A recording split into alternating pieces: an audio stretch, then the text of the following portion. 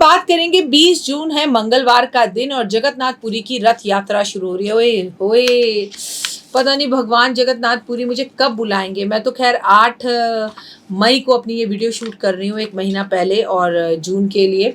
लेकिन I wish कि आप में से कोई मुझे कॉल कर दे कि मैम आप आ जाओ, हम आपको पूरा जगन्नाथपुरी दिखाएंगे और घुमाएंगे और अच्छे से दर्शन कराएंगे, क्योंकि भीड़ से मुझे बहुत डर लगता है।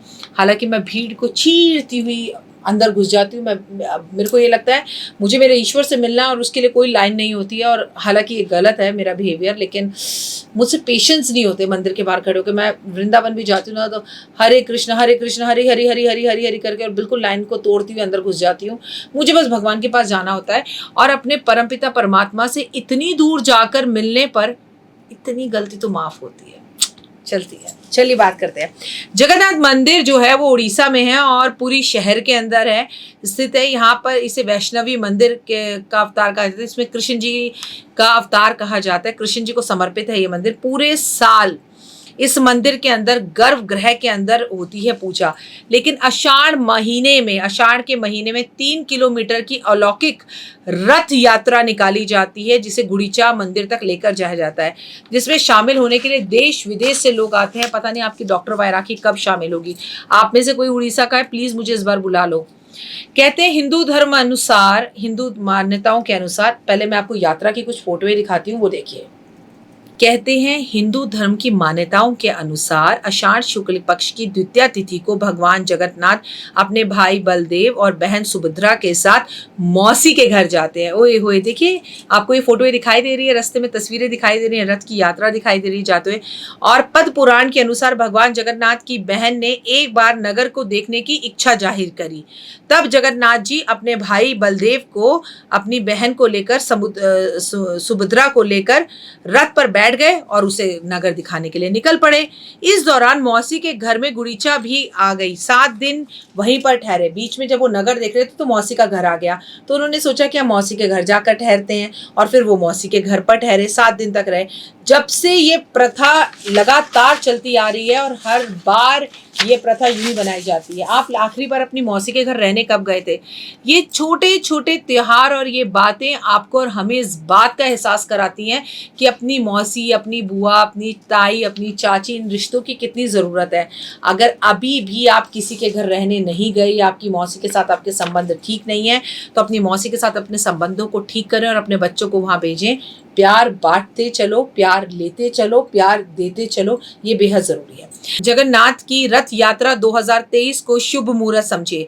ये यात्रा 2023 को 20 जून मंगलवार को शुरू हो रही है और द्वितीय तिथि प्रारंभ हो रही है 19 जून 12:55 से और द्वितीय तिथि समाप्त होगी 20 जून 2:37 पर। याद रखिएगा इस टाइम पे गुप्त नवरात्रे भी हैं जो कि 19 तारीख से शुरू हो जाएंगे। ओए होए, एक तो जगन्नाथपुरी की यात्रा, ऊपर से गुप्त नवरात्रे। अगर आप में से कोई भी मुझे जगन्नाथपुरी की यात्रा करवा सकता है 20 जून से पहले या 20 जून के बाद, अगर आप मुझे कहोगे मैं तुरंत आ जाऊंगी, मुझे बुला लो। धार्मिक मान्यताओं के अनुसार जगन्नाथ यात्रा बहुत महत्वपूर्ण मानी गई है। इस यात्रा के मध्य भक्त अपने ईश्वर जगन्नाथ प्रभु को दर्शन करते हैं, उनके रथ को छूते हैं, उनके रथ को खींचते हैं। आप खुद अपने भगवान को अगर सवारी करवा रहे हैं और वो आपके आगे आगे चल रहे हैं और आप उनके पीछे पीछे चल रहे हैं, मतलब कितना अद्भुत है ये बात, सोच कर देखिएगा। ओए हुए, ई चलवे ना, ई चलवे ना, ई चलवे ना, ई चलवे, ई चलवे, मैं ना आऊं, ई चलवे ना। इस बार मुझे आप लोगों ने इस यात्रा में जरूर बुलाना है। और कहते हैं लोग भगवान की इस यात्रा के दौरान भगवान से आशीर्वाद लेते हैं और लोगों की मनोकामना पूर्ण होती है। कई लोग तो ऐसे पूरे वर्ष कोई भी यात्रा नहीं करते, पर जगन्नाथपुरी की इस यात्रा के लिए स्पेशल चलकर जगन्नाथपुरी उड़ीसा जाते हैं और ईश्वर से अपनी नजदीकियां मनाते हैं और भगवान से जो मांगते हैं वो मिलता है। इस यात्रा का अवसर पाने के लिए लोग विदेश से आते हैं। सुख समृद्धि बढ़ती है, शांति और आशीर्वाद मिलता है। कहते हैं भगवान का विधि पूर्वक आपको जो है ना पूजन करना चाहिए, शुद्धिकरण। जब भी आप भगवान का पूजन करने जाएं और इस रथ यात्रा में जाएं, तो हमारा आपसे निवेदन है आप साफ नए कपड़े और शुद्ध नहा धोकर शुद्धिकरण कर कर जाएं।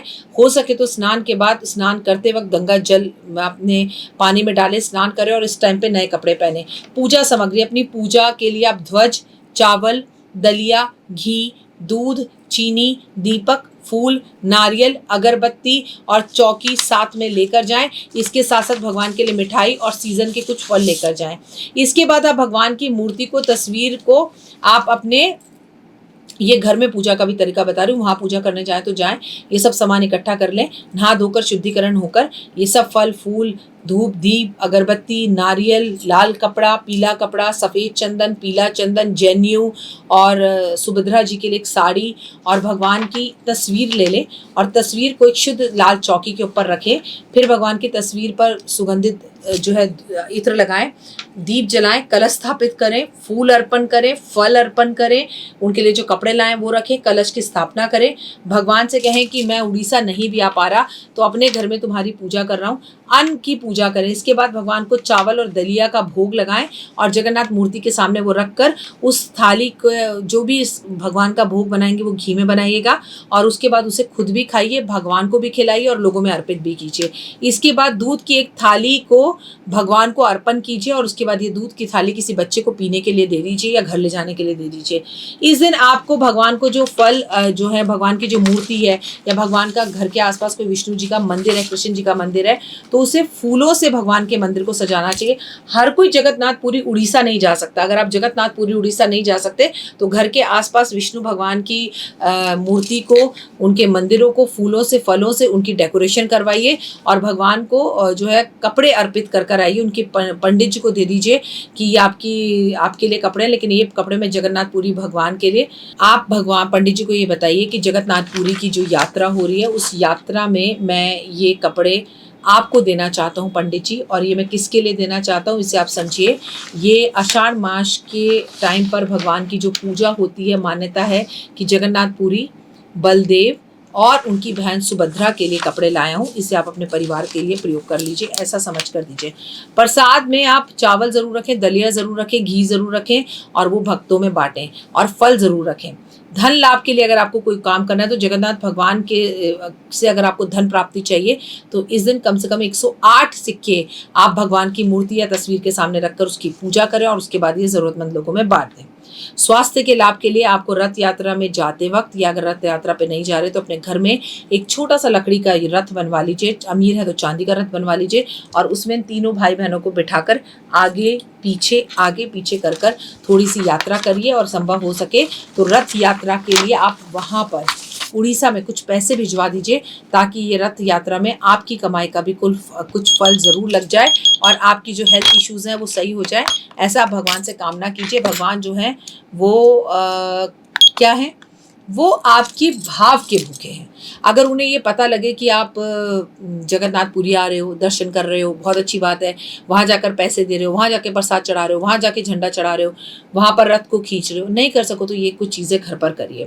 पाप मुक्ति के लिए रथ यात्रा पूजा के मध्य व्यक्ति को उसके सभी पाप नष्ट हो जाते हैं अगर उस यात्रा में वो है और उस रस्सी को खींच रहा है और अगर उस यात्रा के दौरान वो वहाँ नहीं भी है।